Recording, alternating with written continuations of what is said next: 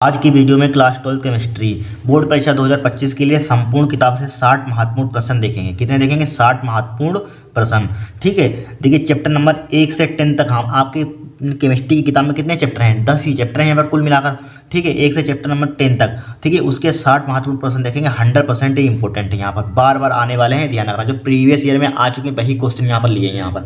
ठीक है, इनको तैयार कर लेना, वेरी वेरी मोस्ट इंपॉर्टेंट है, क्योंकि आंसर में जो पिछले सालों के पेपर होते हैं इन्हीं से उठाए हमने क्वेश्चन यहाँ पर। इनको तैयार कर लेना, इन्हीं में से आपके पेपर में आएंगे यहाँ पर। ठीक है, अगर आपने आंसर नहीं सोल्व किया है तो कर लेना, प्ले लिस्ट में जाकर हो जाओ, मतलब सोल्व कर लेना। देखिए 2024 के भी हमने आंसर करा दिए यहाँ पर। ठीक है, 1-2 सेट बचे हैं वो भी करा देंगे।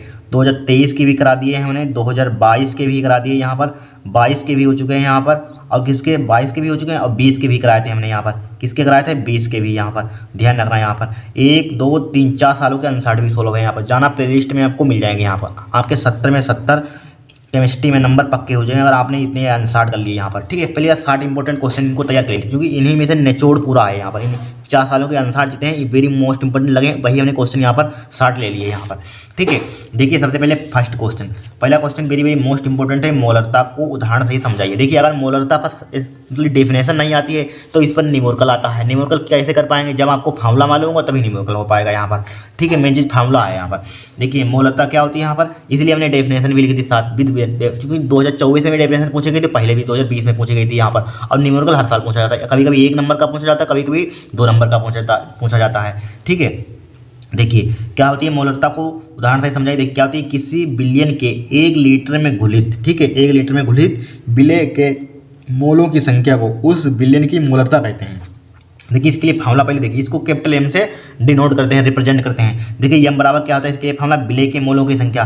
विलय के मोलों की संख्या मतलब कि विलय के मोलों की संख्या, मोल बराबर क्या होता है, मोल बराबर आपने फार्मूला पढ़ा भार बटे अणुभार होता है यहाँ पर। इस टाइप से मोल उसमें दी जाएगी डेटा, भार बटे अणुभार यहाँ पर। भार मतलब कि आपको अणुभार निकालना चाहिए, भार उसमें दिया होगा यहाँ पर। मोल निकाल लेंगे यहाँ पर, उसमें आयतन दिया होगा, बिलियन का आयतन लीटर, लीटर में बस वैल्यू पुट करेंगे, आपका आंसर आ जाएगा यहाँ पर। ठीक है, तो विलय की मोलों की संख्या, बिलियन का आयतन लीटर में, लीटर आपको दिया जाएगा, कभी कभी आयतन लीटर में दे दिया जाता है, कभी कभी लीटर में यहाँ पर। ठीक है, इस फार्मूले को ध्यान रखना। ये बराबर मोलरता बराबर क्या होता है, विलय के मोलों की संख्या, बिलियन का आयतन लीटर में होता है। परिभाषा कुछ है नहीं, इससे बना सकते हैं यहाँ पर, किसी बिलियन के, ठीक है किसी बिलियन के 1 लीटर लिखा हो इन लीटर में, 1 लीटर में घुलित विलय के मोलों की संख्या को क्या कहते हैं, बिलियन की मोलरता कहते हैं। इसको यम से रिप्रेजेंट करते हैं, ये भी लिख सकते हैं यहाँ पर, कोई दिक्कत आराम से नोट कर लीजिए। नेक्स्ट देखते हैं दूसरा प्रश्न यहाँ पर, note very most important question है। देखिए मोलल उन्नयन स्थिरांक क्या होता है, मोलल उन्नयन स्थिरांक 1000 ग्राम विलायक में किसी विद्युत अपघट्टी, विद्युत अपघट्टी क्या होता है, मतलब कि जिसको हम आयनों में तोड़ सकते हैं उन्हें विद्युत अपघट्टी कहते हैं यहाँ पर। ठीक है, जैसे NaCl, HCl, ठीक है ये क्या होता है हमारे पास, विद्युत अपघट्टे होते हैं जिसको आयनों में तोड़ सकते हैं यहाँ पर। ठीक है, विद्युत अपघट्ट के 1 ग्राम अणु को, क्या किसमें 1 ग्राम अणु को घोलने से, क्या करने से, घोलने से विलायक विलयन के क्वथनांक में जो उन्नयन होता है, क्या होता है, उन्नयन होता है, उसे मोलर उन्नयन स्थिरांक कहते हैं। उसे क्या कहते हैं, मोलर उन्नयन स्थिरांक कहते हैं यहाँ पर। ठीक है, फिर देखिए इसे केवी से प्रदर्शित करते हैं, इसको किससे रिप्रेजेंट करते हैं, केवी से प्रदर्शित करते हैं। देखिए इसके लिए फार्मूला भी लिख लीजिए, मोलर उन्नयन स्थिरांक है यहाँ पर, क्या है, मोलर उन्नयन स्थिरांक है यहाँ पर। तो यहाँ पर इसके लिए फार्मूला क्या होता है, मोलर उन्नयन, यहाँ पर जो केवी है यहाँ पर क्या है, केवी। और कभी कभी डेफिनेशन किसकी आ जाती है यहाँ पर, मोलर उन्नयन स्थिरांक है। कभी कभी आ जाती है डेफिनेशन उसकी मोलर अवनमन स्थिरांक, किसकी आ जाती है, मोलर अवनमन स्थिरांक। अगर उसकी डेफिनेशन लिखना चाहते हैं, उसकी डेफिनेशन किस टाइप से लिखेंगे यहाँ पर, देखिए उसकी डेफिनेशन हम बोल रहे हैं उसकी लिख लें। देखिए किसी पदार्थ के 1 मोल को 1000 ग्राम विलयन में घोलने पर हिमांक में जो कमी आती है, क्या आती है, जो कमी आती है उसे मोलर अवनमन स्थिरांक कहते हैं। इसको के से प्रदर्शित करते हैं। बोलिए डेफिनेशन लिख लेना यहाँ पर, इंपॉर्टेंट है यहाँ पर। ठीक, अब देखिए इसके फार्मूला लिखते हैं, आपको फार्मूला देखिए लिखिए इसके लिए। देखिए इसके आणविक द्रव्यमान का देखिए, इसके लिए फार्मूला यम बराबर, यानी कि आणविक द्रव्यमान मतलब कि अणुभार बराबर, इसके लिए फार्मूला क्या होता है, 1000 मल्टीप्लाई केवी मल्टीप्लाई, ठीक है मल्टीप्लाई केवी मल्टीप्लाई क्या होता है, विलय का भार डिवाइडेड बाई क्या होता है हमारे पास, यानी कि डेल्टा लिख लीजिए यहाँ पर, चाहे डेल्टा टीवी लिख सकते हैं यहाँ पर, डेल्टा टीवी भी लिख लीजिए यहाँ पर, delta TV multiply capital W. इसके लिए फार्मूला होता है, कभी कभी आ जाता है इसी पर, यानी कि मोलर उन्नयन स्थिरांक, इसकी डिटेल वैल्यू इसकी दी जाएगी, वैल्यू इसकी दे दी जाएगी, वैल्यू इसकी दे दी जाएगी, इसकी दे दी जाएगी यहाँ पर। ठीक है, आपको यम का मान पूछेगा यहाँ पर, यानी कि आणविक द्रव्यमान ज्ञात कीजिए, एक प्रकार का अणुभार ज्ञात कीजिए, इंपॉर्टेंट है, पढ़ लेना यहाँ पर। अब देखिए इसको समपराश्री विलयन। समपराश्री विलयन देखिए क्या होता है, देखिए सम प्लस पराश्री, जिनका मतलब कि पराशरण दाब समान हो उसे क्या कहते हैं, पराशरण दाब समान ताप पर समान हो उसे क्या कहते हैं, समपराश्री विलयन कहते हैं। देखिए भिन्न पदार्थों वाले दो विलयन जिनके पराशरण दाब समान ताप पर समान होते हैं, क्या होता है, समान ताप पर समान होते हैं, समपराश्री विलयन कहलाता है। क्या कहलाता है, समपराश्री विलयन कहलाता है। यहाँ पर ध्यान रखना, समपराश्री मतलब जिसके समान ताप पर पराशरण दाब क्या हो, समान हो, उसे समपराश्री विलयन कहते हैं। बस सिंपल भाषा ध्यान रखनी है। भिन्न भिन्न पदार्थों वाले या अलग अलग पदार्थों वाले लिखते हैं यहाँ पर, अलग अलग पदार्थों वाले दो विलयन जिनके पराशरण दाब समान ताप पर समान होते हैं, समपराश्री विलयन कहलाता है। क्या कहलाता है, समपराश्री विलयन कहलाता है। यहाँ पर नोट कर लीजिए। अब इसके इंपॉर्टेंट एक और देखेंगे क्वेश्चन, न्यूमेरिकल देखेंगे फिर हम। राउल्ट का नियम देखिए, ये कब से पूछा जा रहा मालूम है, 2020 से लगातार क्वेश्चन पूछा जा रहा है। आंसर में आप चेक कर लेना, लगातार हमने चेक किया, लगातार आ रहा क्वेश्चन यहाँ पर। ठीक है, देखिए राउल्ट का नियम क्या होता है यहाँ पर। राउल्ट का नियम यहाँ पर देखिए, जब किसी विलायक में आवासशील विलेय घोला जाता है, क्या घोला जाता है, आवासशील विलेय घोला जाता है, तो विलायक के वाष्प का अपेक्षिक अवनमन विलेय के मोल प्रभाज्य के बराबर होता है। किसके होता है, विलेय के मोल प्रभाज्य के बराबर होता है। देखिए सबसे पहले हमारे पास ये क्या है, हमारे आपसे कोई पूछे यहाँ पर, ये क्या हमारे पास विलायक के वाष्प का अपेक्षिक अवनमन है। क्या है, विलायक के वाष्प का अपेक्षिक अवनमन। ठीक है, ये मोल प्रभाज्य आप जानते हैं। मोल प्रभाज्य का फॉर्मूला देखिए क्या होता है, x बराबर होता है। मोल प्रभाज्य का देखिए x मान लीजिए एक का मोल प्रभाज्य निकालने तो क्या होता है, Na अपन Na प्लस Nb, ये मोल प्रभाज्य होता है। इसके लिए इस टाइप से मोल प्रभाज्य निकालते हैं। यहाँ पर मोल आपको मालूम होने चाहिए, मतलब एक घटक के मोल, बी घटक के मोल, दोनों जोड़ दीजिए ना और डिवाइड कर दीजिए, भैया आपका क्या आ जाएगा, यहाँ पर a का मोल आ जाएगा यहाँ पर। ठीक है, तो ये क्या हमारे पास है, मोल प्रभाज्य है यहाँ पर। तो यहाँ पर किस टाइप से इसकी डेफिनेशन बनाएंगे यहाँ पर हम, देखिए विलायक के वाष्प के अपेक्षिक अवनमन विलेय के मोल प्रभाज्य के बराबर होता है, बस इतना ध्यान रखना। और जहाँ पी क्या होता है हमारे पास, शुद्ध विलायक का वाष्प होता है। ठीक है, कोई P0 कहीं कहीं लिखा जाता है P0 यहाँ पर, चाहे P0 रिप्रेजेंट कर दीजिए यहाँ पर शुद्ध विलायक का वाष्प, चाहे P0 लिख लीजिए यहाँ पर, कहीं कहीं किताबों में P0 भी लिखा होता है यहाँ पर। P0 क्या होता है, शुद्ध विलायक का वाष्प। यहाँ PS क्या होता है, विलयन का वाष्प। Na क्या होता है, विलायक का मोल। Nb क्या होता है, विलेय के मोल होते हैं। क्या होते हैं, विलेय के मोल। यहाँ पर नोट कर लीजिए। अब नेक्स्ट देखते हैं यहाँ पर important numerical, very very most important है, ध्यान रखना, आएगा जरूर इसी टाइप से। देखिए इस पर, इस कॉन्सेप्ट पर आपको न्यूमेरिकल आएगा, हम बता रहे हैं 100%। यहाँ पर देखिए कोई चीज़ इस जो फार्मूला हम लगाए उनमें से एक चीज़ कोई पूछे, लेकिन बट एग्जाम में आपके पूछेगा जरूर। देखिए अभी बता रहे हैं। देखिए यहाँ पर दिया है, एक विद्युत अन अपघट्य के 2 ग्राम को 50 ग्राम बेंजीन में घोलने पर इसके हिमांक में 0.40 की कमी हो जाती है। बेंजीन का हिमांक अवनमन स्थिरांक कितना दिया है, विलेय का मोलक द्रव्यमान ज्ञात कीजिए। देखिए समझिए, सबसे पहले आपको समझिए। देखिए अगर आपको सपोज डेट मान लीजिए, देखिए हमारे पास मान लीजिए क्या है, हाँ चीनी है, मान लीजिए चीनी, और क्या हमारे पास है, पानी, प्लस के पानी है, चीनी है और पानी है। विलेय विलायक आपको मतलब कि विलेय और विलायक पहचानना आना चाहिए। टोटल क्या बनेगा, सर्वत्र बिलियन बन जाएगा हमारे पास। क्या बन जाएगा, बिलियन। देखिए हम चीनी को पानी में घोलते हैं, क्या बोलते हैं कि चीनी को पानी में, क्या पानी को चीनी में कभी घोलते हैं, नहीं, चीनी लेते हैं और पानी में घोल देते हैं। यहाँ पर जो चीज़ घोलते हैं, जो चीज़ हमसे चीनी है उसको किस में घोलेंगे, पानी में घोलेंगे। क्या चीनी को पानी में घोलेंगे तो ये क्या हो जाएगा, हमारे पास विलायक हो जाएगा, विलायक। ठीक है, विलायक, ये विलायक हो जाएगा यहाँ पर। ठीक है, और ये क्या हो जाएगा, दूसरा पेन लेते हैं, विलायक, ये क्या हो जाएगा हमारे पास, ये क्या हो जाएगा, विलायक। ठीक है, ये क्या हो जाएगा हमारे पास, विलायक। ये क्या होगा, विलेय हो जाएगा। जो कम मात्रा, एक दूसरे प्रकार से जो कम मात्रा में होता है वो क्या होता है हमारे पास, विलेय होता है। जो ज़्यादा मात्रा में होता है विलायक होता है। और यहाँ पर क्या लिखा हुआ है, 2 ग्राम को 50 ग्राम बेंजीन में घोलने पर, देखिए समझ लीजिए क्या है, 2 ग्राम को जिसमें घोलते हैं वो क्या होता है हमारे पास, विलायक होता है। तो बेंजीन क्या होगा, विलायक होगा। और 2 ग्राम का कोई विद्युत अनघट कुछ भी हो सकता है यहाँ पर, वो क्या हमारे ग्लूकोज हो सकता है, चीनी हो सकती है, यूरिया हो सकती है, विद्युत अनघट यहाँ पर। ठीक है, हो सकता कुछ भी हो सकता है यहाँ पर। तो ये क्या होगा हमारे पास, विलेय होगा, और ये क्या होगा हमारे पास, विलायक होगा। ठीक है, बस इतना आपको मालूम होना चाहिए, आराम से न्यूमेरिकल हो जाए, कोई आ जाए आराम से कर सकते हैं। तो क्या होगा, विलेय का भार। तो विलेय का भार हमें कितना दिया है, विलेय का भार दिया है 2 ग्राम दे दिया यहाँ पर। और विलायक का भार कितना दिया, 50 ग्राम बेंजीन में घोलने पर, 50 यानी कि कैपिटल डब्लू काउंट कितना दिया है, 50 ग्राम बेंजीन में घोलने पर, 50 ग्राम बेंजीन में घोलने पर इसके हिमांक में 0.40 की कमी हो जाती है। देखिए 0.40 की कमी हो जाती है हिमांक। तो हिमांक दे दिया है, क्या दिया, हिमांक मतलब कि हिमांक में अवनमन किससे लिखते हैं, डेल्टा TF से। सबको मालूम है किससे लिखते हैं, डेल्टा TF से यहाँ पर। तो 0.40 दिया है, यानी कि हिमांक में अवनमन दे दिया यहाँ पर। ठीक है, हिमांक मतलब हिमांक में अवनमन, बेंजीन का हिमांक अवनमन स्थिरांक, अभी डेफिनेशन पढ़ाई थी हिमांक अवनमन स्थिरांक। ठीक है, बेंजीन का हिमांक अवनमन स्थिरांक किसे लिखते हैं, सिर्फ KF से लिखते हैं यहाँ पर। KF का कितना दिया, 5.12 केल्विन किलो मोल इनवर्स यहाँ पर। ठीक है, हमें किसका मान, विलेय का अणुभार ज्ञात कीजिए, मोलक द्रव्यमान ज्ञात कीजिए, यहाँ पर इसका मान निकालना है। ठीक है, देखिए एक सिर्फ आपको एक फार्मूला ध्यान रखना, ये वाला जो हम बता रहे हैं यहाँ पर। कौन सा बता रहे हैं फार्मूला यहाँ पर, यानी किसका, यानी कि डेल्टा TF का फार्मूला देना है। डेल्टा TF का फार्मूला क्या होता है यहाँ पर, डेल्टा टी एफ यानी कि किसका डेल्टा टी एफ 1000 क्या होता है 1000 मल्टीप्लाई 1000 होता है 1000 मल्टीप्लाई क्या होता है और क्या होता है 1000 मल्टीप्लाई स्मॉल डब्लू मल्टीप्लाई क्या होता है 1000 मल्टीप्लाई स्मॉल डब्लू मल्टीप्लाई क्या होता है के एफ होता है। इस फॉर्मूले को ध्यान रखना। डिवाइड बाई क्या होता है एम गुणा कैपिटल डब्लू। कभी कभी यहाँ पर सिर्फ के वी आ जाएगा। यहाँ पर क्या आ जाएगा के वी मतलब कि क्वथनांक में उन्नयन हो जाएगा। यहाँ पर क्वथनांक में उन्नयन मतलब डेल्टा टीवी इनमें से एक फॉर्मूला पूछा जाएगा। यही इंपॉर्टेंट डेल्टा टीवी का फॉर्मूला बनाना है तो यहाँ पर सिर्फ आपको बी लगा देना है बस, बाकी सब यहाँ पर बी लगा देना है। और इसमें से एक चीज़ पूछी जाए कोई पूछ दे आप आराम से निकाल सकते हैं। कभी देखिए इसमें अणुभार पूछेगा अणुभार पूछ देता है। कभी कभी यहाँ पर पूछ देगा क्या पूछ देगा ठीक है यानी कि हिमांक अवलंबन मतलब हिमांक अवलंबन स्थिरांक ज्ञात कीजिए। कभी कभी ये पूछ देता है एग्जाम में। यहाँ पर कभी कभी कैपिटल डब्ल्यू यानी विलायक का भार ज्ञात कीजिए। कभी कभी ये पूछ देगा। कभी कभी विलय का भार ज्ञात कीजिए। कभी कभी ये पूछ देगा यहाँ पर। और कभी कभी क्या पूछ देगा ये वाला, इसको क्या कहते हैं यहाँ पर डेल्टा टी एफ मतलब कि डेल्टा टी एफ को क्या कहते हैं हिमांक में अवलंबन। कभी कभी हिमांक में अवलंबन पूछ देता है। इनमें से एक जरूर पूछा जाता है, कोई ना कोई चीज़ एक पूछ देगा। बस फॉर्मूला आपको लर्न होना चाहिए। हमें एम का मान यहाँ पर पूछा तो एम को ऊपर ले चलिए इसको नीचे ले आइए। एम को ऊपर ले चलिए इनको नीचे ले आइए। यहाँ पर 1000 लिखिए 100 क्यों लिख रहे हैं यहाँ पर 1000 तो 1000 मल्टीप्लाई स्मॉल डब्लू ठीक है। स्मॉल डब्लू मल्टीप्लाई क्या हो जाएगा हमारे पास के एफ हो जाएगा। के F divide by delta T F कहाँ आ जाएगा डेल्टा टी एफ कहाँ जाएगा नीचे आ जाएगा और गुणा कैपिटल डब्लू लिखा हुआ है हमारे पास। यही तो फॉर्मूला है। बस वैल्यू पुट कीजिए आपका आंसर आ जाएगा ठीक है। फॉर्मूला ज़्यादा याद नहीं किए जाते बस उन्हीं से बनाए जाते हैं यहाँ पर ठीक है। और आप अलग अलग इसका याद करेंगे इसका याद करेंगे इसका याद करेंगे बड़ा कन्फ्यूजन होगा एग्जाम में। आपको एक ही सब्जेक्ट थोड़ा ना पढ़ना है। तो यहाँ पर 1000 हमने जीव का 3 लिखा है 1000 गुणा स्मॉल डब्लू कौन देखिए कहाँ दिया ये दिया है 2 ग्राम 2 दिया है।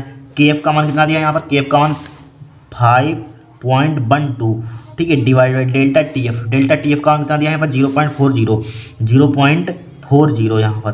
कैपिटल डब्लू कौन कितना दिया है 50 दिया है। कितना दिया है 50 यहाँ पर। अब काटिए पीटिए आपका आंसर देखिए 2 के बाद यहाँ पर पॉइंट है 2 के बाद यहाँ पर काटे पॉइंट से पॉइंट कट गया यहाँ पर ठीक है। देखिए 1 0 1 0 2 0 कट जाएंगे यहाँ पर ठीक है। अब 5 से इसको काट दीजिए देखिए 5 1 5 हो जाएगा यहाँ पर या एक रहने दीजिए काट। आपको बहुत अच्छा जुगाड़ बताते हैं। देखिए काटने की जरूरत ही नहीं है। देखिए हमारे पास क्या बचा ओनली 5 बचा यहाँ पर। क्या बचा 5 कैलकुलेशन बहुत जरूरी है सीखना। देखिए 5 बचा 512 गुणा 2 बचा यहाँ पर और 10 बचा 512 दूना कितना होता है यहाँ पर देखिए 512 दूना यहाँ पर 1024 देखिए रुक जाइए 2 दूनी 4 हो जाएगा यहाँ पर ठीक है 2 दूनी 4 और 2 1 2 हो जाएगा यहाँ पर 5 दूनी 10 1024 हो जाएगा सही है। और गुणा ए लिखा हुआ है इसको जीरो आगे बढ़ा दिया जीरो यहाँ पर बढ़ा दिया यहाँ पर बढ़ा दिया डिवाइड बाई। अब यहाँ पर क्या बचा हमारे पास 5 और गुणा 4 5 को 20 बचेगा यहाँ पर। अब देखिए बन जाएगा काम यहाँ पर 5 को 20 बचा देखिए।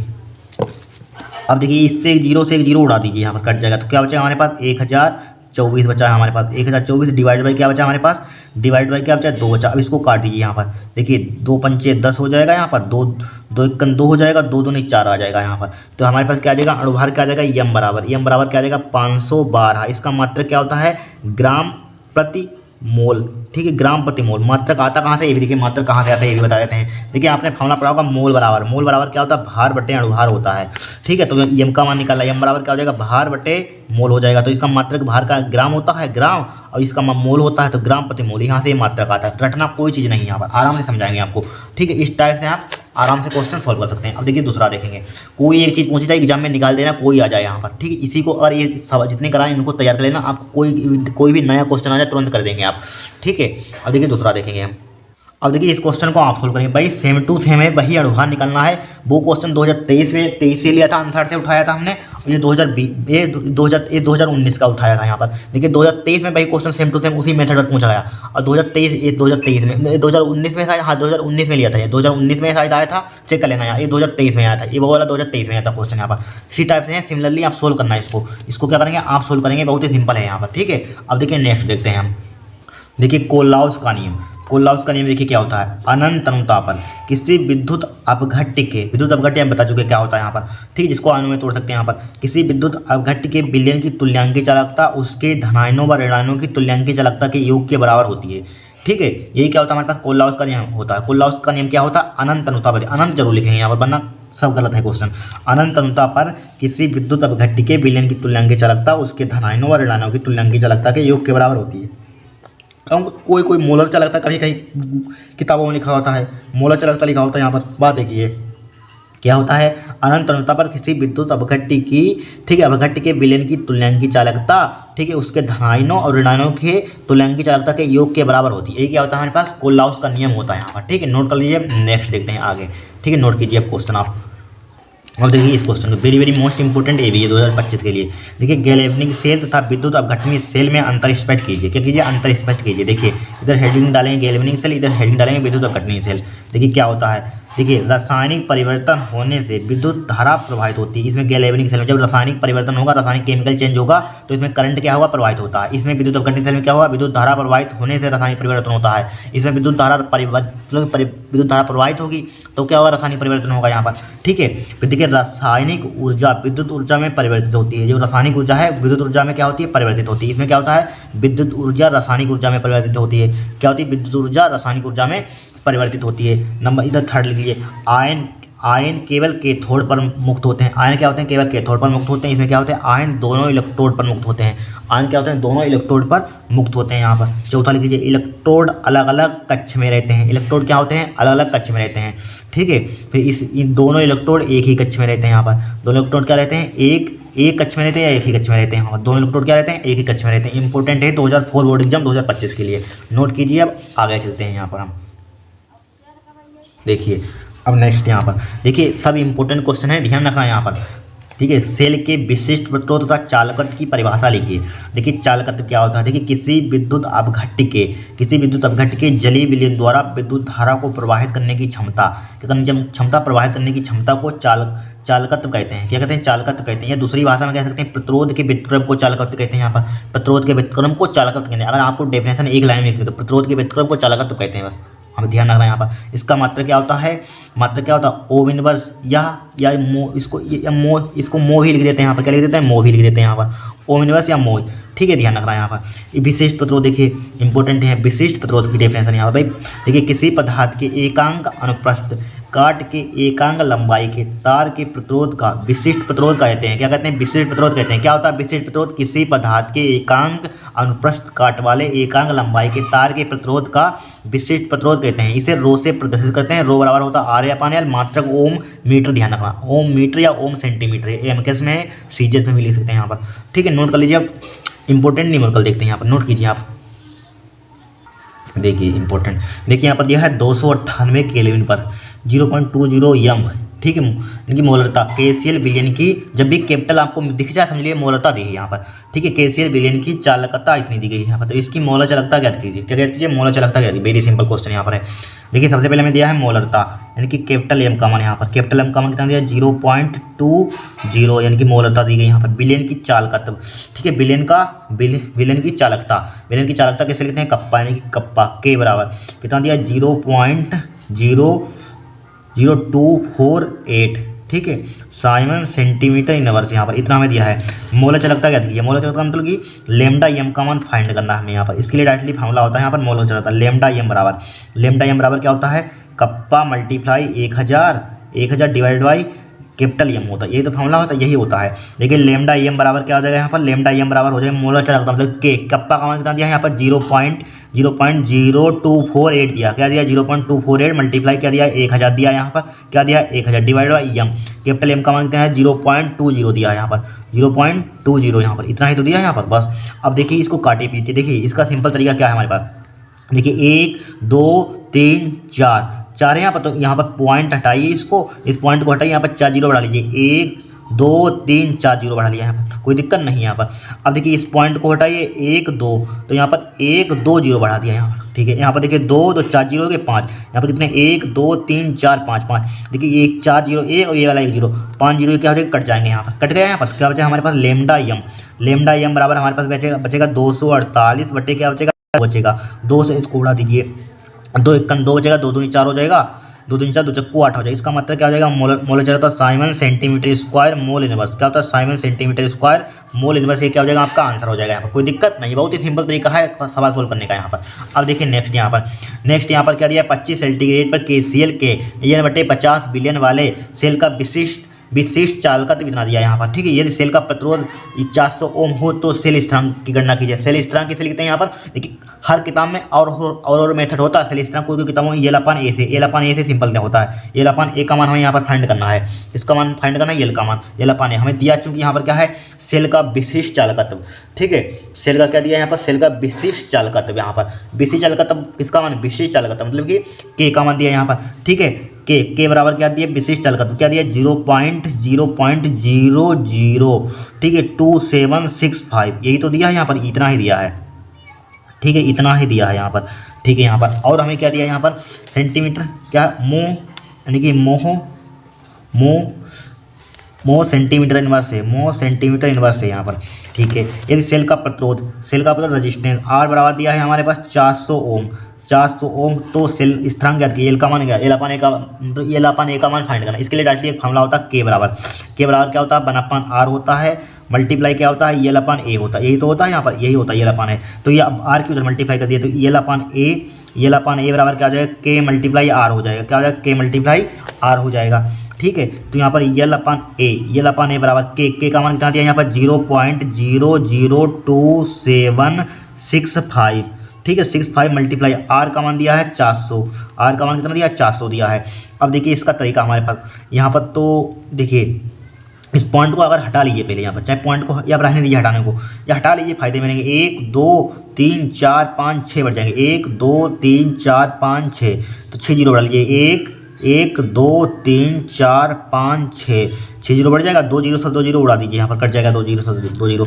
अब देखिए एल अपन ए बराबर क्या हो जाएगा, 4 से इसमें मल्टीप्लाई कीजिए, 4 पंचे 20 हो जाएगा, 4 पंचे 20, हासिल लेंगे 2 4 6 24, 2 26 हो जाएगा, यहाँ पर हासिल लेंगे 2, ठीक है, 7 चौक 28 2 30 का 0 हो जाएगा, हासिल लेंगे 3, 4 दूनी 8 3 11 हो जाएगा, यहाँ पर 11 हो जाएगा, बटे 4 जीरो बचे थे यहाँ पर, ठीक है, 4 जीरो बचे थे, इसकी 4 जीरो लिख लिया, 2 3 4 यहाँ पर 4 जीरो लिख लिया, यहाँ पर कोई दिक्कत नहीं है यहाँ पर। अब देखिए रुक जाइए, ठीक है। अब चाहे इसको डिवाइड कर दीजिए, देखिए 1 जीरो से 1 जीरो भी काट दीजिए यहाँ पर, तो एल अपन ए बराबर क्या बचेगा, 106 यहाँ पर, ठीक है। तो यहाँ पर 1000 बचा यहाँ पर, ठीक है, 1000, तो इसको भाग कीजिए, यहाँ पर करिए 1.106 आ जाएगा यहाँ पर, 1.106, इसका मात्रा एल अपन है, इसका मात्रा सेल स्थिरांक का मात्रा जानते हैं, सेंटीमीटर इनवर्स होता है यहाँ पर, अगर मीटर में दिया हो तो मीटर इनवर्स लिखते हैं, सेंटीमीटर इनवर्स या सेंटीमीटर इनवर्स, ये क्या हो जाएगा आपका आंसर। कोई कठिन क्वेश्चन है, बहुत सिंपल क्वेश्चन है, सब पेपर में आए हुए प्रीवियस ईयर से सब आंसर से लिए, यहाँ पर कोई 2020 में लिया, कोई 2022 से लिया, ठीक है, इंपॉर्टेंट यहाँ पर नोट कीजिए। अब नेक्स्ट चलते हैं यहाँ पर आगे। अब देखिए सेल स्थिरांक की परिभाषा, सेल स्थिरांक देखिए क्या होता है, देखिए किसी सेल के दो समांतर इलेक्ट्रोड के बीच की दूरी तथा इलेक्ट्रोड के अनुप्रस्थ के परिच्छेद का क्षेत्रफल का अनुपात सेल स्थिरांक कहलाता है। क्या कहलाता है, सेल स्थिरांक कहलाता है। देखिए कुछ नहीं होती है, सेल स्थिरांक की डेफिनेशन किस टाइप से है, देखिए किसी सेल के दो समांतर इलेक्ट्रोड के बीच की दूरी, क्या होता है, किसी सेल के दो समांतर इलेक्ट्रोड के बीच की दूरी होती है, ये क्या होता है हमारे पास, अनुप्रस्थ परिच्छेद का क्षेत्रफल होता है, इसका जो रेशियो होता है, अनुपात होता है, भाई क्या होता है हमारे पास, सेल स्थिरांक होता है। इसका मात्रा का सेंटीमीटर में दिया तो सेंटीमीटर में इसका मात्रा लिख देंगे इनवर्स, और मीटर में वैल्यू दिए तो मीटर इनवर्स का लिख देंगे वैल्यू यहाँ पर, ठीक है। फिर निर्णायक समीकरण पर टिप्पणी लिखे, वेरी मोस्ट इंपोर्टेंट है, क्या है, वेरी मोस्ट इंपोर्टेंट। देखिए इस समीकरण की सहायता से किसी दिए गए अर्धसेल का विभव ज्ञात किया जा सकता है, क्या अर्धसेल का विभव ज्ञात किया जा सकता है यहाँ पर, ठीक है। फिर देखिए तथा सेल के लिए विद्युत वाहक बल यानी कि ईएमएफ की गणना भी की जा सकती है यहाँ पर, इस सेल के लिए विद्युत वाहक बल ईएमएफ की गणना भी की जा सकती है यहाँ पर। देखिए हमारे पास क्या है, ईएमएल प्लस है यहाँ पर इससे ए बन रहा है, रिएक्शन दोनों तरफ हो जाएगी यहाँ पर, तो इसको बराबर करने के लिए हमने इलेक्ट्रॉन यहाँ पर जोड़ दिया यहाँ पर। अब देखिए इस अभिक्रिया के लिए निर्णायक समीकरण है ई बराबर ई नोट माइनस का 2.303 RT/NF होता है यहाँ पर, log 1/ml प्लस हो जाएगा यहाँ पर, जहाँ ई क्या होता है, इलेक्ट्रोड विभव होता है, ई नोट क्या होता है, मानक इलेक्ट्रोड विभव होता है यहाँ पर, ठीक है। आर क्या होता है हमारे पास, गैस नेतांक, जिसका मान कितना होता है, ये होता है 8.31, ठीक है, जूल प्रति मोल केल्विन इनवर्स होता है। अब फिर देखिए टी क्या होता है, ताप होता है, ये क्या होता है, फैराडे कांस्टेंट होता है, एम प्लस क्या होता है, धातुआं सांद्रता होती है। 25 सेंटीग्रेड पर क्या होता है, वैल्यू पुट करेंगे, इसको केल्विन में मतलब बदलेंगे यहाँ पर, इसमें 225 लिखा हुआ है, 25 प्लस का इसमें 273 जोड़िए तो केल्विन में हो जाएगा, टेम्परेचर आ जाएगा यहाँ पर, ठीक है। किसके टेम्परेचर है टी बराबर, किसमें हो जाएगा, केल्विन में, तो के बराबर क्या हो जाएगा, 5 3 8 हो जाएगा, 7 2 9 हो जाएगा, 298 बस वैल्यू पुट कर दी यहाँ पर, फैराडे नेतांक की वैल्यू पुट कर, इसको कैलकुलेशन करके इतना आएगा, यानी कि क्या आएगा हमारे पास, यानी कि ई बराबर क्या होता है, ई नोट माइनस का 0.0591 बटे एन होता है। ये फॉर्मूला देना ना इंपॉर्टेंट है, हर साल इस पर न्यूमेरिकल पूछा जाता है यहाँ पर, ठीक है, कोई दिक्कत नहीं है, आराम से कर लीजिए यहाँ पर। अब आगे चलते हैं, यहाँ पर नोट कीजिए आप, वेरी मोस्ट इंपॉर्टेंट है, ध्यान रखना। देखिए शून्य कोटि की अभिक्रिया क्या है, उदाहरण दीजिए यहाँ पर। देखिए क्या होती है, वह अभिक्रिया जिसमें अभिक्रिया का वेग अभिकारक के अणुओं की सांद्रता पर निर्भर नहीं करता है। ठीक है, शून्य कोटि की अभिक्रिया कहलाती है। देखिए कुछ नहीं, सबसे पहले एग्जाम्पल ये बहुत पूछा जाता है किसमें, ऑब्जेक्टिव में। ये वाला example very very most important है, ऑब्जेक्टिव में बहुत बार पूछा गया शून्य कोटि की अभिक्रिया के लिए उदाहरण यहाँ पर ऑब्जेक्टिव में। देखिए पहले बस कोट आपको निकालनी आनी चाहिए। देखिए जो हमारे पास गैस अवस्था में होता है उसकी कोट जीरो होती है। देखिए Cl2 क्या है, गैस अवस्था में होता है, यहाँ पर जीरो होती है इसलिए कोट। H2 क्या है, क्या गैस अवस्था में होता है इसलिए क्या होती है इसकी कोट जीरो, तो इसकी जीरो प्लस जीरो, इसलिए क्या, इसके लिए एग्जाम्पल क्या है हमारे पास, जीरो ऑर्डर रिएक्शन यहाँ पर। इसलिए एग्जाम्पल क्या है, जीरो ऑर्डर रिएक्शन यहाँ पर यही लिखा हुआ। वह अभिक्रिया जिसमें अभिक्रिया का वेग अभिकारक के अणुओं की सांद्रता पर निर्भर नहीं करता है, शून्य कोटि की अभिक्रिया कहलाती है। इसकी कोट ही नहीं है, शून्य कोट ही नहीं है यहाँ पर। ये क्या होता है अभिकारक, ये क्या होता है उत्पाद होता है। क्योंकि इसमें कोट ही नहीं है तो कोट ही, इसकी कोट जीरो है तो निर्भर नहीं करेगा यहाँ पर। वही लिखा हुआ अभिक्रिया जिसमें अभिक्रिया का वेग अभिकारक के अणुओं की सांद्रता पर निर्भर नहीं करता, शून्य कोटि की अभिक्रिया कहलाती है। बस हटाइए। फिर देखिए आभासी आणविक अभिक्रिया क्या है, उदाहरण सही समझाइए, वेरी मोस्ट इंपॉर्टेंट। देखिए वह अभिक्रिया जिनकी कोट तो एक हो परंतु आणविकता एक ना हो, तब ऐसी अभिक्रिया को आभासी आणविक अभिक्रिया कहते हैं। क्या कहते हैं, आभासी आणविक अभिक्रिया कहते हैं। ठीक है, कोट तो एक हो परंतु आणविकता एक ना हो, ठीक है, एक ना हो, तब ऐसी अभिक्रिया को आभासी आणविक अभिक्रिया कहते हैं। इसके लिए एग्जाम्पल देखिए C2H5CO3, इसके लिए इसकी कोट क्या हो जाएगी, एक हो जाएगी। इसकी जल क्या है, जल क्या होता है हमारे पास, जल बताइए क्या होता है, मतलब कि लिक्विड अवस्था में होता है, गैस अवस्था में होता है, तो इसकी कोट क्या हो जाएगी, जीरो। तो बनो इसकी कोट वन है, इसकी कोट वन है, तो इसलिए कोट कितनी हो जाएगी, देखिए कोट इसकी हो जाएगी यहाँ पर zero plus one equal to quote one. आणविकता कितनी हो जाएगी इसके जस्ट एक और एक दो यहाँ पर, तो इसके जो लिखा होता है नंबर वही होता है, हो जाता है हमारे पास। तो एक एक दो, आणविकता कितनी हो जाएगी, दो हो जाएगी यहाँ पर। वही है भाव के जिसकी कोट तो एक हो परंतु आणविकता एक ना हो, आणविकता एक नहीं है, दो है यहाँ पर, तब ऐसी अभिक्रिया को आभासी आणविक अभिक्रिया कहते हैं। क्या कहते हैं, आभासी आणविक अभिक्रिया कहते हैं। नोट कर लीजिए। देखिए अभिक्रिया लिखिए तथा इसके लिए सूत्र का निगमन कीजिए। देखिए कुछ नहीं है, बहुत ही सिंपल है यहाँ पर। कभी कभी द्वितीय कोटि की अभिक्रिया लिखिए, ठीक है, सूत्र का निगमन कीजिए यहाँ पर। देखिए प्रथम कोटि की मतलब प्रथम जिसकी कोटि क्या हो, एक हो, प्रथम कोटि की अभिक्रिया कहलाती है। किस टाइप से इसकी डेफिनेशन लिखेंगे यहाँ पर, देखिए इसके लिए पहले एग्जाम्पल अभी बताया ही था हमने। देखिए यहाँ पर क्या है, CH3 COO2H5 है, यहाँ पर एथिल एस्टेट है और जल है। यहाँ पर इसकी जब रिएक्शन करेंगे तो एस्टिक अम्ल बनेगा, अल्कोहल बन जाएगा। अब देखिए हमने बताया जब गैस और लिक्विड अवस्था में होता था उसकी कोट क्या हो जाती है, जीरो हो जाती है, सबको मालूम है। तो इसकी जिसका एक अणु है तो इसकी कोट क्या हो जाएगी, एक हो, 1 + 0 = 1, तो इसकी क्रिया की कोट क्या हो जाएगी, 1। तो इसकी डेफिनेशन किस टाइप से बनाएंगे यहाँ पर, वह अभिक्रिया जिसमें अभिक्रिया का वेग अभिकारक के एक अणु की सांद्रता पर निर्भर करता है। ये अभिकारक होता है, उत्पाद होता है, अभिकारक के एक अणु की सांद्रता पर निर्भर करता है, प्रथम कोटि की अभिक्रिया कहलाती है। तो इसके लिए एग्जाम्पल लिख दिया है और ये डेफिनेशन लिखी हुई है। वह अभिक्रिया जिसमें अभिक्रिया का वेग अभिकारक के एक अणु की सांद्रता पर निर्भर करता है, प्रथम कोटि की अभिक्रिया कहलाती है। ठीक है, अब देखिए, अब आपने क्लास 11 में याद कीजिए साम्यावस्था वाला चैप्टर पढ़ा हुआ है यहाँ पर, इक्विलिब्रियम वाला चैप्टर पढ़ा हुआ, मतलब कि साम्यावस्था वाला चैप्टर। अब वहाँ पर आपने बहुत सवाल लगाए होंगे, यहाँ पर थोड़ा सा कॉन्सेप्ट वही लगेगा। देखिए हमारे पास क्या अभिकारक से उत्पाद बन रहा है यहाँ पर, तो प्रारंभ में A मानते हैं तो लास्ट में क्या हो जाएगा, प्रोडक्ट जीरो हो जाएगा। फिर T समय बाद इसमें से x घटा दे देते हैं, A - x हो जाएगा, तो यहाँ पर क्या हो जाएगा, x हो जाएगा। इतना तो काम क्लास 11 में आप सीख कर आ चुके हैं, कोई दिक्कत ही नहीं होगी। अब देखिए प्रथम कोटि की डेफिनेशन से यहाँ पर, ठीक है, फर्स्ट ऑर्डर रिएक्शन की डेफिनेशन से क्या कहती है, प्रथम कोटि की अभिक्रिया वह अभिक्रिया जिसमें अभिक्रिया का वेग अभिकारक के एक अणु की सांद्रता पर निर्भर करता है, प्रथम कोटि की अभिक्रिया कहलाती है। अभिकारक क्या है, यानी कि वह अभिक्रिया जिसमें अभिक्रिया का वेग अभिकारक के एक अणु की सांद्रता पर, यहाँ पर अणु इसका मतलब ए वाला ले लेंगे यहाँ पर, तो यहाँ पर dx/dt, यहाँ पर इसकी क्या हो जाएगी, समानुपाती हो जाएगा A - इसकी पावर क्या हो जाएगी, 1 हो जाएगी यहाँ पर, चूंकि ए प्रथम कोटि की अभिक्रिया है। क्या है, प्रथम कोटि की अभिक्रिया। अब देखिए जब समानुपाती का साइन हटाते हैं तो क्या आ जाता है यहाँ पर, dx/dt क्या है, वेग है, वेलोसिटी है, यहाँ पर dx/dt वेलोसिटी लिखते हैं यहाँ पर। ठीक है, तो dx/dt जब समानुपाती का साइन हटाएंगे तो क्या आ जाएगा, कॉन्स्टेंट आ जाएगा कि A - x हो जाएगा। इसको डाल देंगे समीकरण एक यहाँ पर।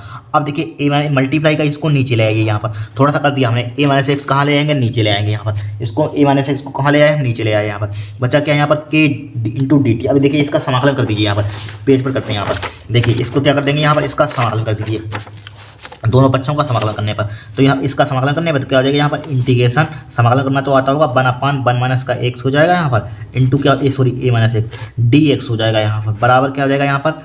ठीक है, एक डायरेक्ट लिख के क्वेश्चन इसको बाहर निकाल ही दीजिए, टाइम बच जाएगा। यहाँ पर dt हो जाएगा, यहाँ पर क्या हो जाएगा, dt हो जाएगा। अब देखिए इसका समाकलन करिए, यहाँ पर किस टाइप से करते हैं। देखिए आपने अगर आपके पास मैथ होगी तो आराम से बता सकते हैं। देखिए इसका आपका समाकलन, देखिए इसका समाकलन होता है हमारे पास 1/x dx का समाकलन, ध्यान रखना क्या होता है, log x होता है, log x होता है यहाँ पर, अब प्लस का सी जोड़ देते हैं क्वेश्चन यहाँ पर।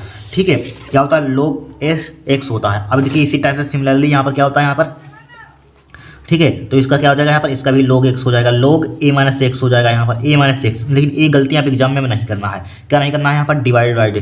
इसके नीचे जब भी कोई वेरिएबल हो, क्या है वो, कोई चर हो, चर के जस्ट आगे कोई साइन हो तो उसको हम लिख देते हैं यहाँ पर। माइनस का है तो माइनस का 1 से डिवाइड कर देंगे यहाँ पर, ठीक है। अगर प्लस का हो तो प्लस से कोई मतलब ही नहीं होता यहाँ पर, माइनस से ध्यान रखना है यहाँ पर, ठीक है। इतना कर दिया हमने, कोई दिक्कत नहीं है यहाँ पर।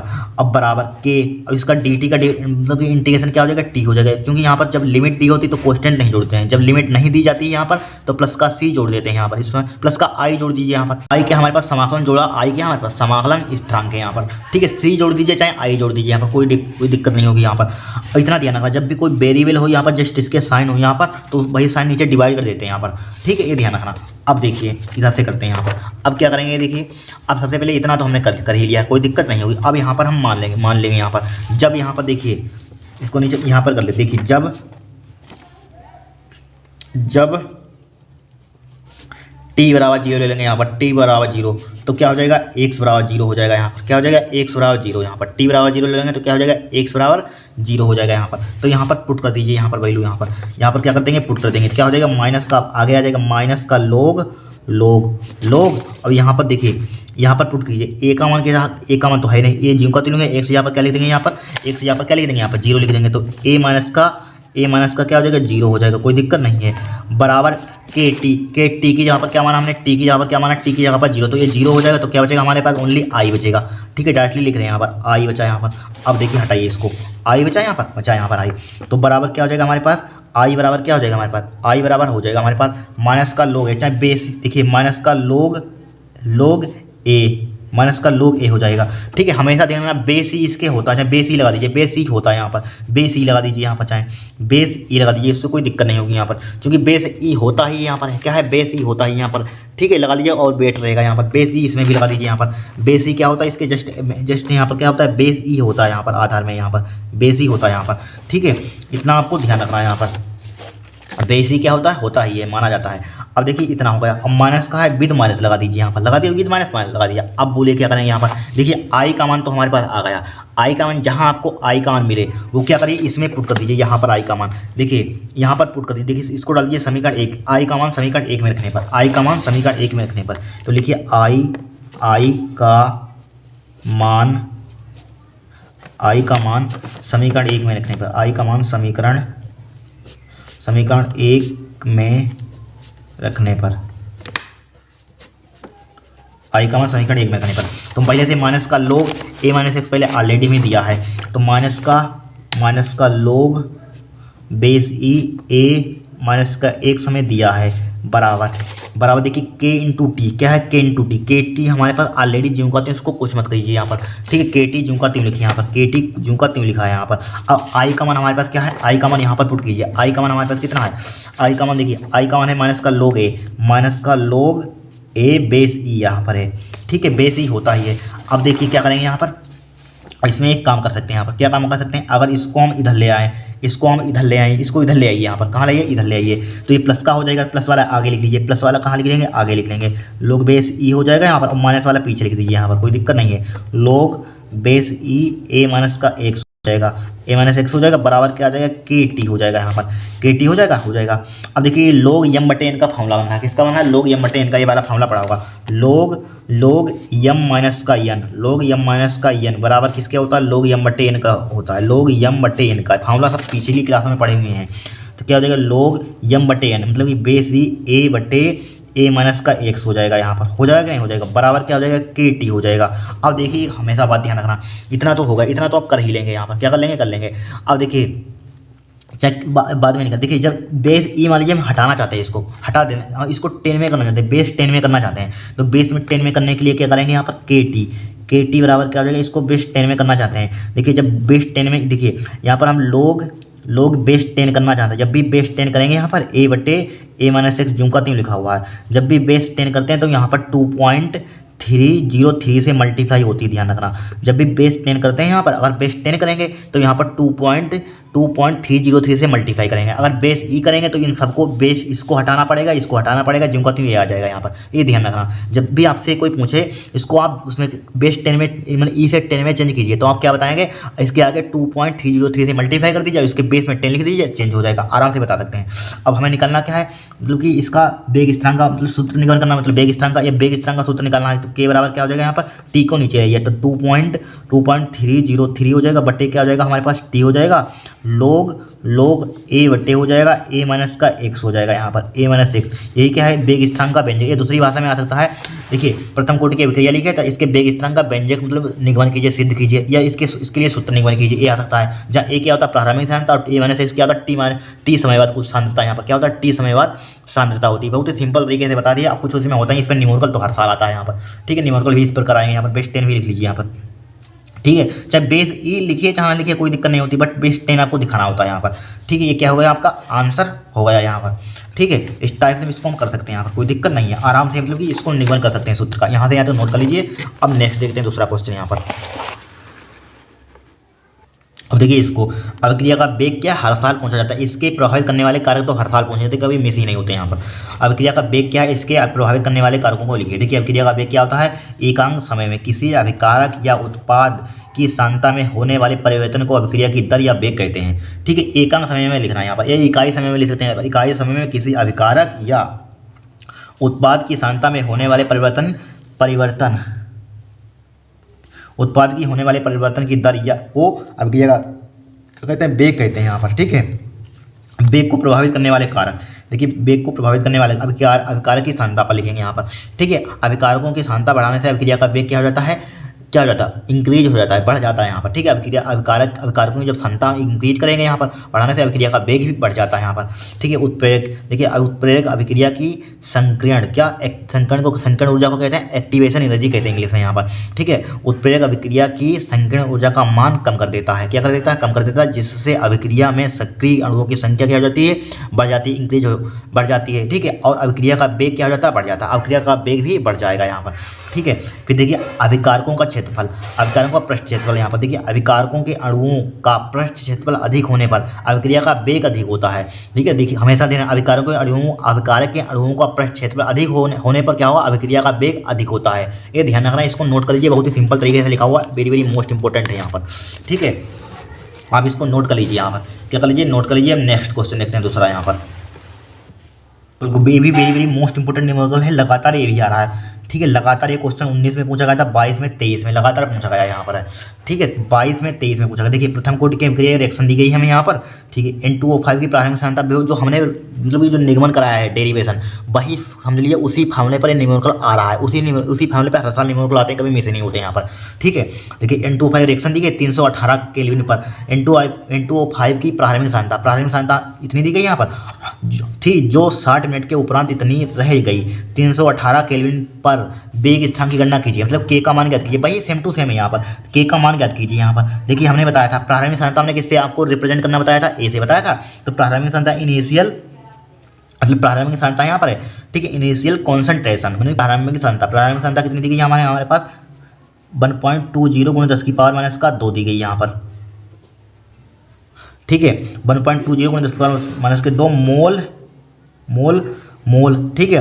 मोल प्रति लीटर इनवर्स, या प्रति लीटर इनवर्स क्यों लगाया यहाँ पर, जब मोल लिखा हुआ है मोल लीटर इनवर्स यहाँ पर, वहाँ से ये मोल लीटर इनवर्स यहाँ पर, ठीक है। मोल लीटर इनवर्स दिया है यहाँ पर। फिर क्या है, जो 60 मिनट के उपरांत टाइम दिया है, समय टी बराबर कितना दिया यहाँ पर 60 मिनट दे दिया यहाँ पर, 60 मिनट, ठीक है। 60 मिनट के उपरांत इतनी रह गई है, इतनी 60 मिनट के उपरांत कितनी रह गई, इतनी 0.60 × 10⁻² मोल लीटर इनवर्स रह गई, मतलब कि ए माइनस एक्स मतलब बताया टी मतलब कुछ समय बाद सांद्रता है, टी समय बाद सांद्रता हमने किससे रिप्रेजेंट करना बताई थी, ए माइनस एक्स से बताई थी, ए माइनस का एक्स इसी से बताया था, ए माइनस एक्स का मतलब दिया 0.60 × 10⁻², मोल लीटर इनवर्स, यही तो बताया था यहाँ पर, ये सब बताया है, पीछे बताया था हमने, बताया था ए से मतलब प्रारंभिक सांद्रता ए से लिखते हैं, ए से, और कुछ समय बाद टी समय बाद सांद्रता इतनी रह जाती है, तो ए माइनस एक्स हो जाएगा, और टी दिया है। अब हमें निकालना का वेग स्थिरांक की गणना कीजिए, भाई प्रथम कोटि की अभिक्रिया से, प्रथम कोटि की अभिक्रिया के लिए वेग स्थिरांक का फॉर्मूला भी निगमन कराया था, क्या कराया था, के बराबर कराया था 2.303 बटे टी, यही तो करवाया था, log बेस 10 a/a-1/x, यही आपको डेरिवेशन कराया है यहाँ पर, इंपॉर्टेंट डेरिवेशन भी है। तो k बराबर क्या हो जाएगा यहाँ पर 2.303/t। टी का मान देखिए कितना दिया यहाँ पर, टी का मान दिया 60 दे दिया यहाँ पर 60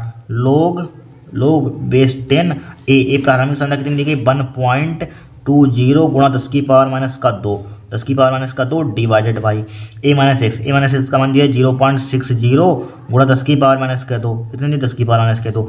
ठीक है, इतना हमें क्या कर दिया इन्होंने दे दिया यहाँ पर। अब देखिए एक काम कर लीजिए यहाँ पर, क्या काम कर लेंगे यहाँ पर, देखिए यहाँ पर 2 के बाद पॉइंट है, अब यहाँ पर 2 के बाद पॉइंट काट दें, पॉइंट से पॉइंट काट देंगे, 10 की पावर माइनस के 2 से 10 की पावर माइनस के 2 कट जाएगा, यहाँ पर कट गया 10 की पावर माइनस के 2 से 10 की पावर माइनस 2 कैंसिल आउट। तो क्या के बराबर बचेगा हमारे पास 2.303 बटे क्या बचेगा हमारे पास 60 बचेगा, log बेस 10 आ जाएगा यहाँ पर। तो क्या बचा हमारे पास 120/60 बचेगा यहाँ पर, 120/60। अब 60 से 60 उड़ा दीजिए, 60 से 60 दूना 120 हो जाएगा। तो के बराबर क्या हो जाएगा 60 दूना 120। तो के बराबर क्या हो जाएगा यहाँ पर, के बराबर हो जाएगा 2.303/60 हो जाएगा log बेस 10। और यहाँ पर 2 log 2 का मान सब जानते हैं, यहाँ पर क्या होता है log 2 का मान यहाँ पर 0.3010 होता है। log 2 का मान देखिए log 2 का मान याद कर लेना, 3 का मान याद कर लेना, 5 का मान, ये 3 मान याद होने चाहिए तभी आपका एग्जाम में, नहीं तो क्वेश्चन में छूट जाएगा यहाँ पर लास्ट में। यही 3 पूछे जाते हैं यहाँ पर, log 2 3 5 इसी से बन जाती है वैल्यू यहाँ पर। ठीक है, ध्यान रखना है यहाँ पर। तो के बराबर क्या हो जाएगा 2.303 बटे क्या हो जाएगा 60 हो जाएगा log, या वैल्यू इसकी पुट कर दीजिए डायरेक्टली यहाँ पर। देखिए लोग इसकी 0.3010 यहाँ पर 0.3010 वैल्यू होती है, क्या होती है 0.3010 वैल्यू होती है। अब देखिए कुछ कट रहा है नहीं, देखिए इसमें एक काम है हमारे पास, क्या काम है यहाँ पर, ये दिया गया यहाँ पर लोग इतना दिया है। देखिए हमेशा एक बात हमारी ध्यान रखना है यहाँ पर, क्या ध्यान रखना है यहाँ पर, जब भी 2.303 से मल्टीप्लाई करते हैं इसमें यहाँ पर, तो इसका मान कितना आता है हमेशा ध्यान रखना, बहुत काम आएगा आपका एग्जाम में यहाँ पर। तो के बराबर इसका मान हमारे पास आता है, कितना आता है इसका मान हमारे पास 0.693 आता है शायद यहाँ पर, 0.693 चेक कर लेना, 0.693 ही आता है इसका मान, 0.693 आता है। इसकी मल्टीप्लाई करते हैं तो इतना ही आता है, बटे क्या हो जाएगा हमारे पास 60 हो जाएगा, बटे क्या हो जाएगा 60 हो जाएगा यहाँ पर। ठीक है, अब देखिए जब भी इसकी log 2 का मान अब इसका मान करते हैं यहाँ पर, तो 0.693 जब फार्मूला मतलब सिद्ध करते हैं अर्धाई कॉल के लिए, तो इतना ही सिद्ध होकर आता है 0.693 यहाँ पर, बटे क्या हो जाएगा 60 हो जाएगा यहाँ पर।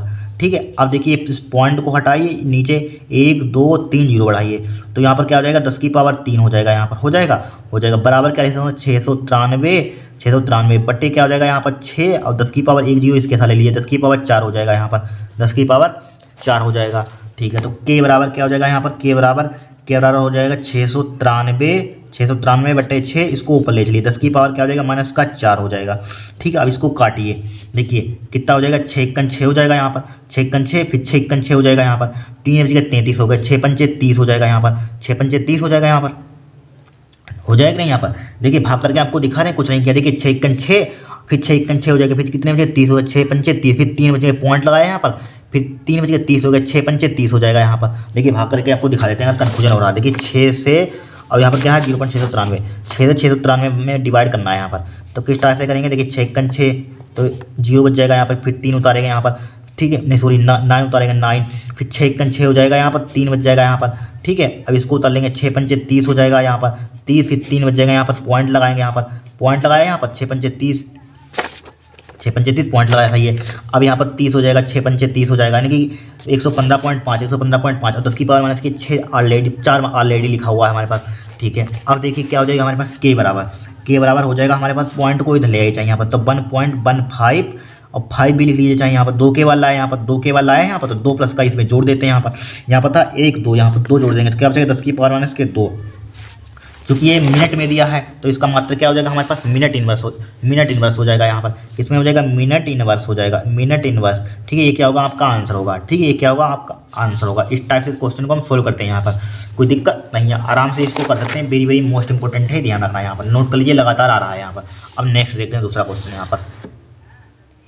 अब देखिए इस क्वेश्चन को, डी ब्लॉक का तत्व, मतलब डी ब्लॉक का तत्व क्या है, मतलब डी ब्लॉक का तत्व क्या है, इनकी विशेषताएं लिखी है यहाँ पर, ठीक है, इनके लक्षण लिखे हैं यहाँ पर। तो डी ब्लॉक का तत्व देखिए 2024 में डी ब्लॉक का तत्व क्या है पूछा गया था। तो क्या होता है, ऐसे तत्व जिनमें अंतिम इलेक्ट्रॉन डी कोष में प्रवेश करता है डी ब्लॉक के तत्व कहते हैं। यहाँ पर क्या कहते हैं, डी ब्लॉक के तत्व कहते हैं। हमेशा ध्यान रखना, ऐसे तत्व जिनमें अंतिम इलेक्ट्रॉन डी कोष में प्रवेश करता है डी ब्लॉक के तत्व कहते हैं, ठीक है। फिर देखिए डी ब्लॉक तत्वों के सामान्य लक्षण यहाँ पर देखिए, इलेक्ट्रॉनिक विन्यास लिखेंगे यहाँ पर, बाह्य कोष का इलेक्ट्रॉनिक विन्यास NS1 था NS2, ठीक है, NS2 इससे पिछले कोष, इससे पीछे कोष का इलेक्ट्रॉनिक विन्यास क्या होता है, N-K1 S2 हो जाएगा, N-K1 P6 हो जाएगा, N-K1 D1 10 हो जाएगा, होता है यहाँ पर ध्यान, इलेक्ट्रॉनिक विन्यास में लिख देंगे। अब देखिए इसके इलेक्ट्रॉनिक विन्यास तो 3D श्रेणी के एलिमेंट क्या होते हैं, scandium, titanium, vanadium, chromium, manganese, ठीक है, आयरन, कोबाल्ट, निकल, कॉपर, जिंक होता है यहाँ पर। इसके परमाणु क्रमांक 21 से 21, 22, 23, 24, 25, 26, 27, 28, 29, 30 हो जाएगा यहाँ पर। इसके इलेक्ट्रॉनिक विन्यास तो आप क्लास 11 में सीख चुके हैं, यहाँ पर कोई दिक्कत नहीं है बताने की। देखिए यहाँ पर 3 इसके इलेक्ट्रॉनिक विन्यास क्या हो जाएगा, स्कैंडियम का मतलब 21 का यहाँ पर करेंगे तो क्या हो जाएगा यहाँ पर 1s2, 2s2, 2p6, 3s2, 3p6। यहाँ पर आप जानते हैं इसमें 2 इलेक्ट्रॉन आ सकते हैं, p में 6 आ सकते हैं, यहाँ पर d में 10 आ सकते हैं, f में 14 आ सकते हैं, सब मालूम है यहाँ पर, सब क्लास 11 की बेसिक सी बातें हैं। देखिए 1s2, 2s2, 2p6 हो जाएगा, 3s2, 3p6 हो जाएगा, यहाँ पर 3p6 हो जाएगा, 3d1 हो जाएगा, 4s2।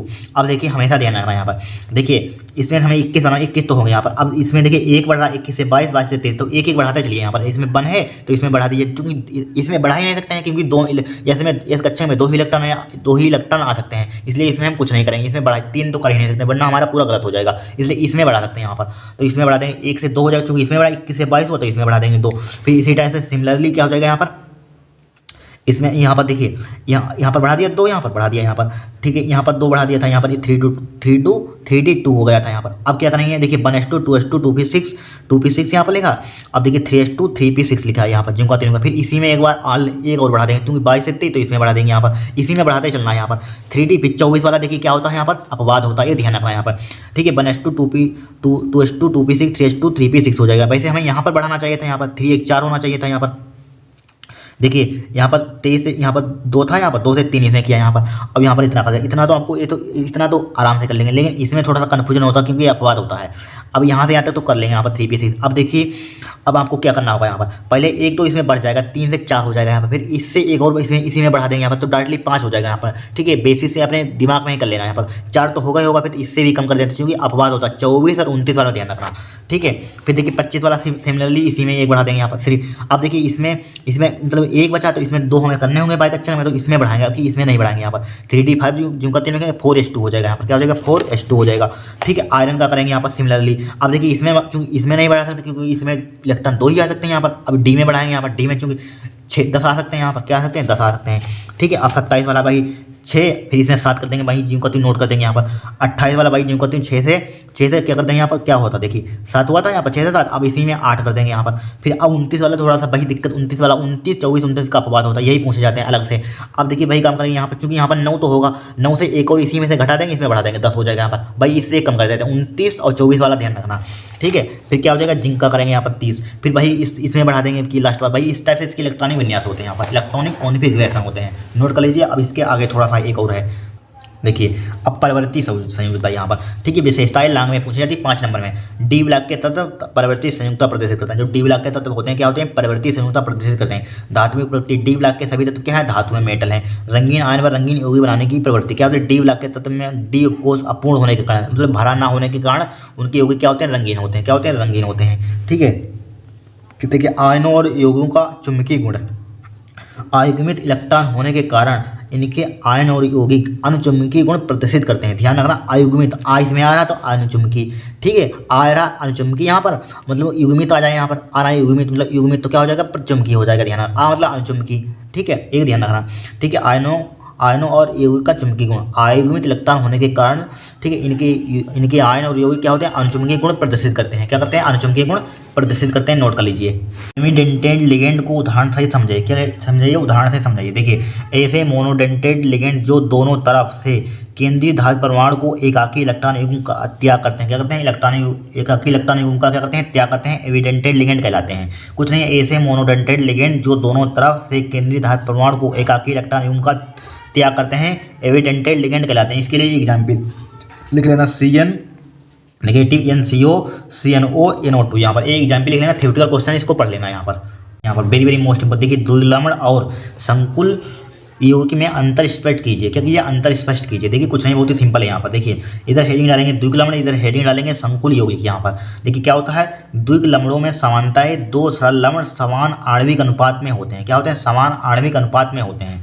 ठीक है। संकुल यौगिक क्या होते हैं? सरल लवण जिनमें संकुल यौगिक बनते हैं समान आणविक अनुपात में हो भी सकते हैं। क्या हो सकते हैं? हो भी सकते हैं। फिर देखिए नंबर 2, ये केवल क्रिस्टलीय अवस्था में पाए जाते हैं। क्या होते हैं? केवल क्रिस्टलीय अवस्था में पाए जाते हैं। एक क्रिस्टल व विलयन अवस्था में पाए जाते हैं। एक किसमें पाए जाते हैं? क्रिस्टल व विलयन अवस्था में पाए जाते हैं यहाँ पर।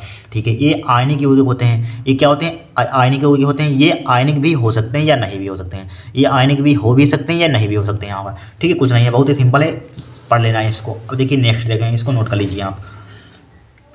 अब देखिए प्रोटीन के व्यक्तिगण पर सचित्र टिप्पणी लिखिए। देखिए क्या होता है, यह प्रक्रिया है जिनमें प्रोटीन अपनी मूल अवस्था में, ठीक है, उपस्थित चतुर्थ तृतीय संरचना व द्वितीय संरचना को छोड़कर नई संरचना प्राप्त करता है। ठीक है। यह प्रक्रिया है जिसमें प्रोटीन अपनी मूल अवस्था में उपस्थित चतुर्थ तृतीय संरचना व द्वितीय संरचना को छोड़कर नई संरचना प्राप्त करता है। जैसे फॉर एग्जाम्पल देखिए, इसमें इसके प्राथमिक संरचना पर कोई इफेक्ट नहीं पड़ता है यहाँ पर। जैसे फॉर एग्जांपल अंडे को गर्म करना, अंडे पर चक्कर चला जाता है यहाँ पर, इसी टाइप से सिमिलरली अंडे को गर्म करना, इसका एग्जांपल लिख सकते हैं यहाँ पर। फिर देखिए ज्यूटर आयन पर सचित्र टिप्पणी लिखिए। देखिए ज्यूटर आयन क्या आता है, एमिनो अम्ल में एक कार्बोक्सिलिक समूह तथा एक एमिनो समूह समान अणु में पाए जाते हैं। किस में पाए जाते हैं? समान अणु में पाए जाते हैं। जलीय विलयन में सीड OH समूह में H+ खोता है यहाँ पर। क्या सीड कार्बोक्सिलिक मतलब कार्बोक्सिलिक समूह यहाँ पर समूह में H+ खोता है, क्या करता है? खोता है। तथा NH2 एमीन समूह इसे स्वीकार करता है, एक्सेप्ट करता है यहाँ पर। ठीक है। इस प्रकार ज्यूटर आयन का निर्माण होता है। इस प्रकार किसका होता है? ज्यूटर आयन का निर्माण होता है यहाँ पर। ठीक है। नोट कर लीजिए। डीएनए और आरएनए में अंतर स्पष्ट कीजिए। देखिए कुछ नहीं है, इधर हेडिंग डालेंगे डीएनए और इधर हेडिंग डालेंगे आरएनए। देखिए ये क्या होता है, यह द्विकुंडलित संरचना में पाया जाता है। ठीक है। यह द्विकुंडलित संरचना में पाया जाता है या एकल श्रृंखला में रूप में पाया जाता है। ठीक है। एकल श्रृंखला के रूप में पाया जाता है। ठीक है। डीएनए में डीएक्सी राइबो शर्करा पाई जाती है। डीएनए में क्या होता है? डीएक्सी राइबो शर्करा पाई जाती है। इसमें राइबो शर्करा पाई जाती है। इसमें सिर्फ ओनली राइबो शर्करा पाई जाती है, इसमें डीएक्सी राइबो शर्करा पाई जाती है। ठीक है। इसमें एडेनिन ऑब्जेक्टिव में पूछ जाते हैं, ध्यान रखना यहाँ पर इसके क्षार। देखिए इसमें एडेनिन ग्वानिन थाइमिन तथा राइट, ठीक है, साइटोसिन क्षारक पाए जाते हैं। ध्यान रखना इसमें एडेनिन, ध्यान रखना याद कर लेना, एक ऑब्जेक्टिव जरूर आता है। इसमें एडेनिन ग्वानिन थाइमिन तथा साइटोसिन क्षारक पाए जाते हैं। इसमें एडेनिन ग्वानिन साइटोसिन तथा यूरेसिल क्षारक पाया जाता है यहाँ पर। क्या? यूरेसिल क्षारक पाया जाता है यहाँ पर, ध्यान रखना। ठीक है। ये ध्यान रखना यहाँ पर। फिर देखिए विद्युत रासायनिक श्रेणी किसे कहते हैं? ठीक है।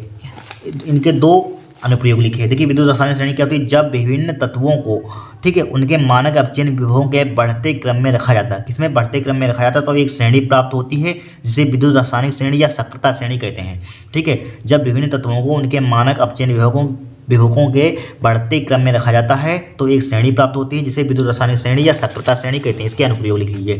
देखिए विद्युत रासायनिक श्रेणी में ऊपर स्थित धातु, ठीक है, अपने नीचे स्थित धातु को उसके लवण के विलयन से मुक्त करती है। क्या करती है? मुक्त करती है यहाँ पर। ठीक है। विद्युत रासायनिक श्रेणी में ऊपर स्थित धातु अपने नीचे स्थित धातु को उसके लवण के विलयन से क्या करती है? मुक्त करती है।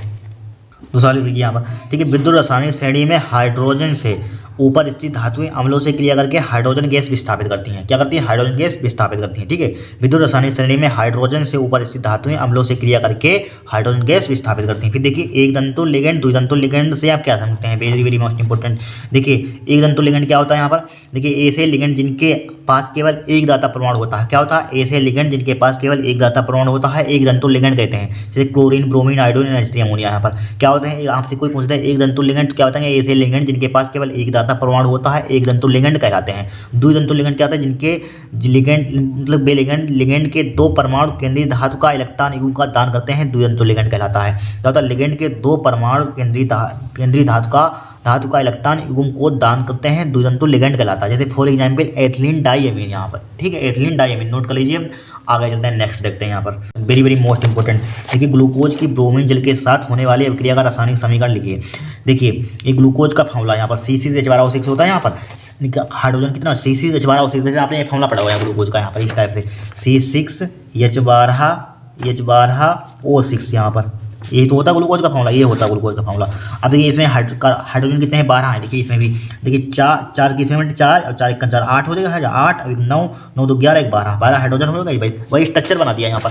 और कार्बन कितने होते हैं? 6 होते हैं। ऑक्सीजन कितने होते हैं? 6 होते हैं। कार्बन देखिए 6 1 4 और 1 5 4 और 1 5 और 6। ऑक्सीजन कितने हैं? 6 4 5 6 सही है। अब इसकी ब्रोमीन जल से क्रिया कराएं तो ग्लूकोनिक अम्ल बनता है। ये वाला O यहाँ पर ऑक्सीडेशन कराएंगे, यहाँ पर डायरेक्टली O इसमें चला जाएगा यहाँ पर, तो COO हो जाए, बाकी सब जिनका तो क्या हो जाए ग्लूकोनिक अम्ल हो जाए। क्या हो जाए ग्लूकोनिक अम्ल। Very very most important reaction है, हर साल पहुंच जाती है 1 नंबर की यहाँ पर, ठीक है।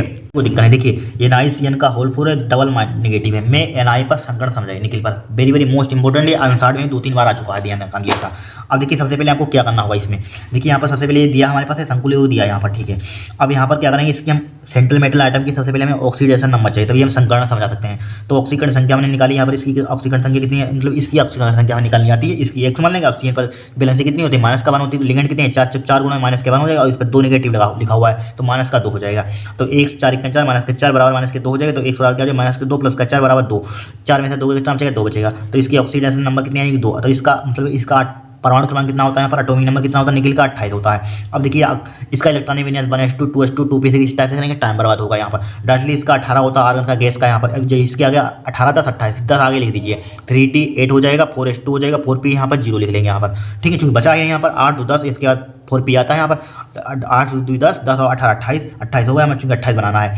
अब देखिए इसमें डिब्बे कितने होते हैं इस टाइप से, देखिए यहाँ पर देखिए यहाँ पर क्या 3D है, यहाँ पर 4s0 और 4p, इसमें क्या होते हैं यहाँ पर D में 5 होते हैं डिब्बे, 1 2 3 4 कच्चे कितने होते हैं 5, 1 2 3 4 5 ही तो कच्चे होते हैं यहाँ पर, 5 ही होते हैं और बेटल यहाँ पर 1 2 3 4 5, और इसमें कितना होता है 1, और यहाँ पर कितना होता है 3। देखिए हमेशा विषम संख्या होती है, देखिए S में 1 होता है, S में 1, P में कितने होते हैं 3 होते हैं, SP D में कितने होते हैं 5 होते हैं, 1 3 5, और शायद F में कितने होते हैं 7 होते हैं, देख लेना चेक कर लेना 7 ही होते हैं यहाँ पर, क्योंकि विषम संख्या होती है 1 3 5 7 होता है यहाँ पर, ठीक है।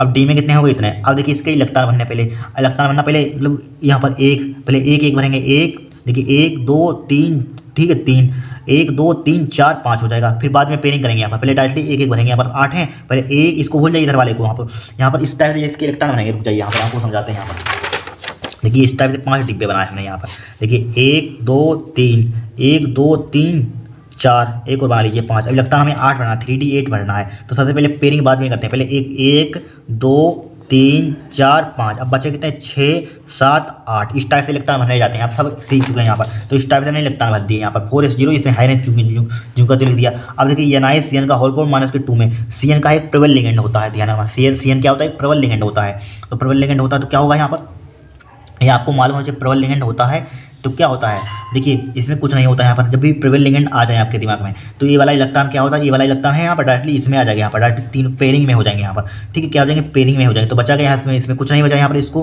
क्रॉस से रिप्रेजेंट कर देंगे यहाँ पर। अब यहाँ पर CN कितने हमारे पास है, CN देखिए 4 है, तो यहाँ पर क्रॉस लगाएंगे, यहाँ पर 1 लगा लें 2 3 4 हो जाएगा, यहाँ पर हो जाएगा कि नहीं हो जाएगा यहाँ पर। अब देखिए कुछ नहीं करना, अब देखिए यहाँ पर D में D चूँकि हमारे पास लिखा हुआ है, D में क्या हमारे पास है 1 है यहाँ पर इस टाइप से, ठीक है D, और इस D यस लिखा, P में कितने हैं यहाँ पर 2 CN है, यहाँ पर CN 1 है यहाँ पर, तो D में जिनका तो लिखे D वाला है यहाँ पर, ये D वाला है यहाँ पर, D यस P वाला है यहाँ पर, D में क्या है 1 है यहाँ पर CN, तो ओनली D लिख देंगे यहाँ पर, पावर 1 लगाइए चाना लगाइए, फिर यस में कितना है 1 है, जिनका तो लगाइए चाना लगाइए यहाँ पर, P में कितने 2 है, तो DsP2 इसका क्या हो जाएगा हाइब्रिडाइजेशन हो जाएगा, यानी संकरण हो जाएगा यहाँ पर।